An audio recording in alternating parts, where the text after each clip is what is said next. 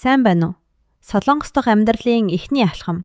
Hire Visa апаар гадаад иргэний үнэмлэх хэрхэн авах талаар сурцгаая. Hire Visa апыг суулгаж бүртгүүлсний дараа үйлчилгээний нөхцөлийг зөвшөөрч мэдээллийг бүртгэхдээ дарна. Эхлээд паспортаа бүртгүүлнэ. Дэлгэцийн заавраар паспортынхаа зургийг авна. Паспортын хуудас бүхэлдээ харагдах ёстой бөгөөд ялангуяа доод хэсгийн код тод харагдах ёстой. Дараах нь их сургууль болон визний төрлөө сонгох алхам юм. Виз олгосон хуудасны визний төрлийг заавал шалгана. Паспортоогоо ижил гарын үсгийг бүртгүүлнэ. Дараах нь төлбөр төлөх аргын тухай тайлбар юм. Төлбөр хийх хоёр арга бий. Эхлээд картаар төлөх арга. Карта бүртгүүлээд төлбөрөө хийнэ. Гадаад улсын картч ашиглаж болно. Visa карт болон MasterCard аль аль нь болно. Зөвхөн бэлэн мөнгөд байна уу? Санаа зовлтгүй. Дэлгүүрт бэлэн мөнгөөр төлж болно. Дэлгүүрт төлөх сонгоод QR код үүсгэх тавчийг дарна. Тэр кодоо аваад ойрын дэлгүүр рүү явна. За одоо чухал хэсэг эхэлж байна. Эхлээд цээж зураг оруулцгаая. Зургийг заавал фото зургийн студид авахсан байх ёстой. Цээж зургийн шаардлагыг сайн сонсоорой. Цагаан дэвсгэр дээр нүүр хувирлгүйгээр их зурагш харсан байх ёстой. Шүд харагдаж болохгүй. Цагаанаас өөр өнгийн хувцастай хоёр талын хөмсөг болон чих бүрэн харагдах ёстой. Зургийг сүүлийн 3 сарын дотор авахсан байх ёстой ба зургийн студиэс авсан өндөр нэвтрэгтэй их файлыг оруулах ёстой. Огт хийж болохгүй зүйл. Хэвсэн зургийг утсаараа дахин дарах. AI-аар үүсгэсэн зураг хүлээн авахгүй. Naver Maps эсвэл Google Maps дээр Сажингван зургийн студи хайгаад ойрын зургийн студид очиж гадаад иргэний үнэмлэхийн зураг авахулъя гэж хэлэхэд болно. Студиэс өгсөн файлыг оруулбал шууд баталгаажна. Паспортын зураг өмнө нь авсан RC-ийн зургаас өөр зураг оруулна. Одоо хамгийн чухал оршин суугаа газраа нотлох бичиг баримтууд. Буруу оруулбал дахин оруулах шаардлагатай болно.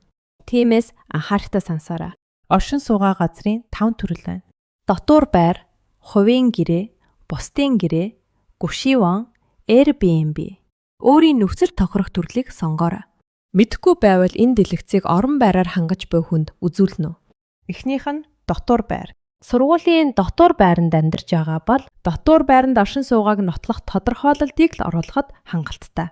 Гэхдээ шалгах 5 зүйл байна. Эдгээр мэдээллийг заавал шалгаарай. Анхаар, сургалтын төлбөр төлсөн тодорхойлолтыг оруулж болохгүй. Заавал дотуур байранд оршин суугааг нотлох тодорхойлолт оруулах ёстой.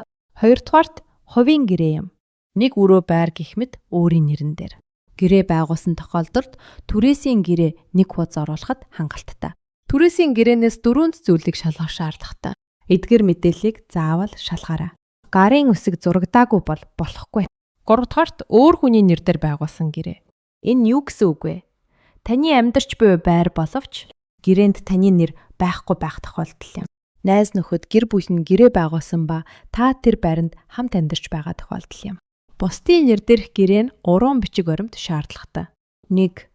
Эхнийх нь орон байраар хангах тодорхойлолт юм.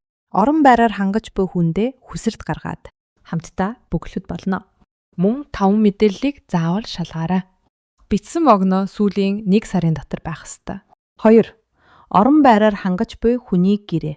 Орон байраар хангаж буй хүнээс хүсээд авахд болно. 3. Орон байраар хангаж буй хүний үнэмлэх. Урд болон артал хоёулаа байх ёстой бүх бичиг баримт адил нэр дээр бичигдсэн байх ёстой. 4. Гүшивэн өрөө түрээс тэл, стейд амьдарч байгаа бас анхаарна уу? Гүшивэн нь 3 бичиг баримт шаардлагатай. Эхлээд орон байраар хангах тодорхойлолт эсвэл өрөө түрээслэх гэрээний маягт. Энэ нь анх гушоонд орохдоо бүгэрсэн маягт юм. Гүшивэндөө хүсэлт гаргаад аваарай. Эдгээр мэдээллийг заавал шалгаарай. Дараа нь аж ахуй нэржийн бүтгэлийн гэрчлэгээ. Үүнийг ч бас гушваноос хүсэлт гаргаад аваарай. Аж ахуй нэгжийн бүтгэлийн гэрчлэлээнд шаардлагатай мэдээлэл байгаа эсхийг заавал шалгаарай. Эцэст нь сүүлийн 1 сарын түрээсийн баримт. Баримтад эдгээр мэдээлэл бүгд байх ёстой. Заавал байрны эзэндээ хүсэлт тавиад аваарай. Сүүлийн төрөл бол Airbnb. Airbnb нь бусдын нэр дээрх гэрээтэй төрөлтэй ижилхэн боловч нэг баримт нэмж өгөх шаардлагатай. Дээрх 3 баримт болон Airbnb баталгаажуулах хуудас шаардлагатай. Нийт 4 бичиг баримт юм. Хэрхэн авах талаар эндээс шалгаарай. Ямар бичиг баримт бэлтгэхээ мэдэхгүй байгаа бол Энэ дэлгэцийг скриншот хийж хосттой үзүүлнэ. Дараа нь сурч буй тодорхойлолт. Сургуулиас авсны дараа энэ 5 мэдээллийг заавал шалгаарай. Бүх бичиг баримтыг оруулахдаа анхаарах зүйлсийг хэлье. 1. Цэвэрхэн скандаж оруулаарай. 2. Ойрын хугацаанд авсан баримт бичгийг оруулна уу? 3. Бүх хуудсыг оруулна. 4. Сасангас эсвэл англи хэл дээрх баримт бичгийг оруулна уу? Гарын үсэг шаардлагатай баримт дээр заавал гарын үсэг байх ёстой. Эдгээр алдааг аргаж болохгүй. Бичиг нь бүдэг зураг, хуудас дутуу баримт, хугацаа дууссан баримт, арын үсэггүй баримт бичгүүдийг дахин оруулах шаардлагатай болно. Ямар баримт асуудагтай, яагаад гэдгийг шалгасны дараа зөв бичиг баримтыг дахин оруулаарай. Хүлээн аваагүй бичиг баримтыг дахин оруулж болохгүй. Гадаад иргэний үнэмлэхийн хүсэлт гаргах арны тухай тайлбарлаж дуслаа. Асуулт байвал тусламжийн төвтэй холбоо барина уу? Hire Visa таны Солонгос дахь амьдралд амжигт өсөж байна. Амжилт!